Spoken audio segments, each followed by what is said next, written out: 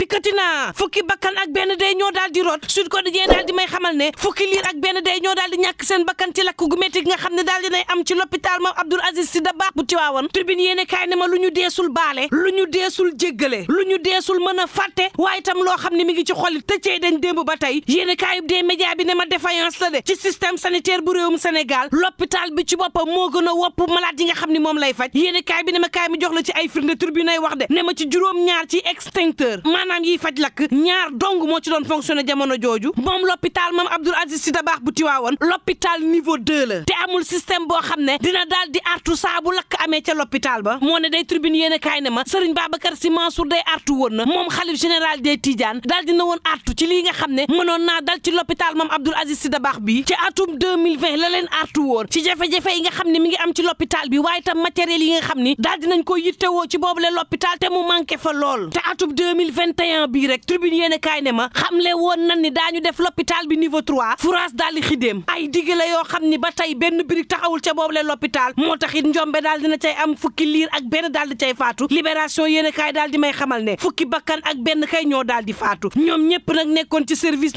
néonatologie bu l'hôpital ba faatu ci anam woo xam ne metti na ba daal di jéggi dayoo Mamadou Mbaye mii di ab secouriste daal di xamle ni ci lëndëm gi làmbaatu naa ba daj benn loxol liir waaye ba ma ko xëccee loxo bi daf maa topp libération ne ma l'enquête bi day daal di leen koy jébbal division des investigations criminelles mu daal di xamle ni nag installation yi nekk ci service yi moo des bés bi yéen a kaay xamal ma ne loo ci mënti déggit Serigne Babacar Sy Mansour day artu woon na sàkku it ci aljuma ji ñu amal ñaan gu rëy ca Tiwaawan ngir lii nga xam ne xew na fi dootu fa xeweti réew mi quotidien daal di may xamal ne moom doomu Al Amin ci boppam nguuru Sénégal la joxoñ baaraam ak tuuma jàpp na ne lu njiit njaag mooy njaag ndax nag lu ñuy dégge lu ne ca l'hôpital ba duñ ko def te moo ne day yàgg nañoo artu ca la nga xam ni moo yàgg am ca l'hôpital ba ci matériel yoo xam ne dañ koy sédd l'hôpital bi te baaxul fekk ci bâtiment yoo xam ne màgget na ba jéggi dayo yu jël l'hôpital ba nag di tappal ciment ak di raayal jëlee ko niveau 1 yóbbu niveau 2 ci waxtu woo xam ne l'hôpital bi centre de santé la war a tudd ndax amul matériel amul pajkat yu doy l'enquête quotidien ne ma dëgg-dëgg ni wax ko te faatu waaye daal bile drame daal dinay jéggi dayoo nag l'observateur ne ma te l'enquête ba nag lam cay wane ci boppam dafa daal di jéggi dayoo rapport bu ministère de la santé it lam cay wane daal di jéggi dayoo le quotidien ne ma moo tax it procureur day la mu wax leer na nee na nag justice bi du ci am benn xaaj ak seen te du am lenn loo xam ne dina ko xool ci coow lii atte ko rek mu leer Walf Quotidien ne ma coow li